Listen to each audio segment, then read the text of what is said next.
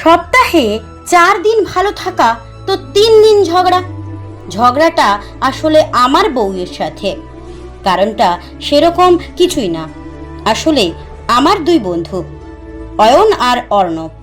জীবনে এরকম দুটো বন্ধু থাকলে সংসারে আগুন লাগবেই।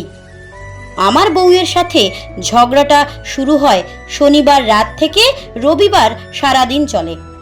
সোমবার রাত পর্যন্ত থাকে সে মেয়াদ।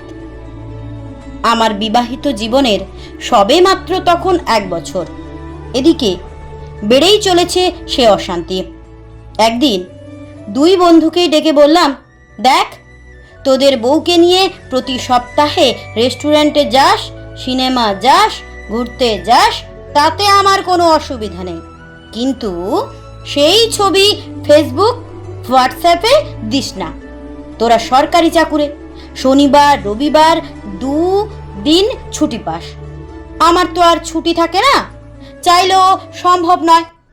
এদিকে তোদের ওই ছবি ছাবলা দেখে আমার বউ অশান্তি করছে, আমি কেন নিয়ে যাচ্ছি না সেই নিয়ে। মাসে 1 দিন ঠিক আছে, কিন্তু প্রতি সপ্তাহে নিয়ম করে নিয়মিত সম্ভব না ভাই। ওরা হেসে বলল, তা আমাদের কি করার আছে? তুই তোর বউকে না সামলে আমাদের বলছিস কেন? আরে তোরা বন্ধু, তোদেরকে বললে তোরা বুঝবি, বউ কি ওসব বুঝবে? আমার কথা শুনে অর্ণব বলল, বউকে কন্ট্রোল করা শিখতে হয় বস। আমাদের দুজনেরই বউ তো ওরকম না, আমাদের কিছু করার নেই, নিজেরটা নিজে সামলাও বস। কেন এরকম করিস বলতো? দেখ, তোদের ভালোর জন্যই বললাম, শুনলে তোদের মঙ্গল, না শুনলেই বরং বিপদ বেশি তোদের। এমন কথা শুনে হো হো করে হেসে উঠল দুজনেই। অয়ন বলল, দেখা যাক কার মঙ্গল আর কার অমঙ্গল। তবে আমরা প্রতি সপ্তাহেই ছবি পোস্ট করব, যে যার ঝামেলা সে নিজেই সামলাক। কি বলিস অর্ণব?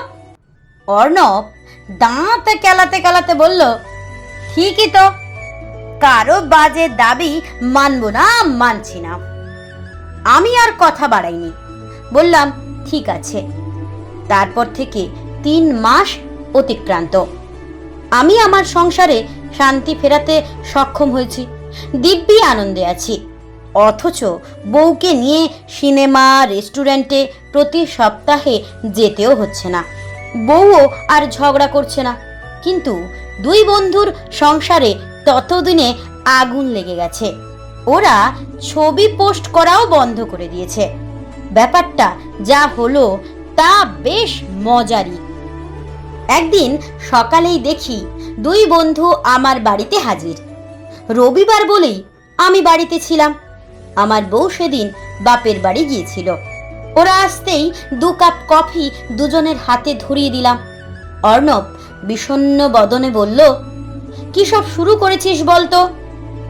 অর্ণবের কথা শুনে আমি আকাশ থেকে পড়ার ভান করে বললাম, কেন, আমি আবার কি করলাম? জানি আমরা ভুল করেছিলাম, তা বলে তুইও? আমাদের ক্ষমা করে দে, দয়া করে তুই আর ছবি পোস্ট করিস না।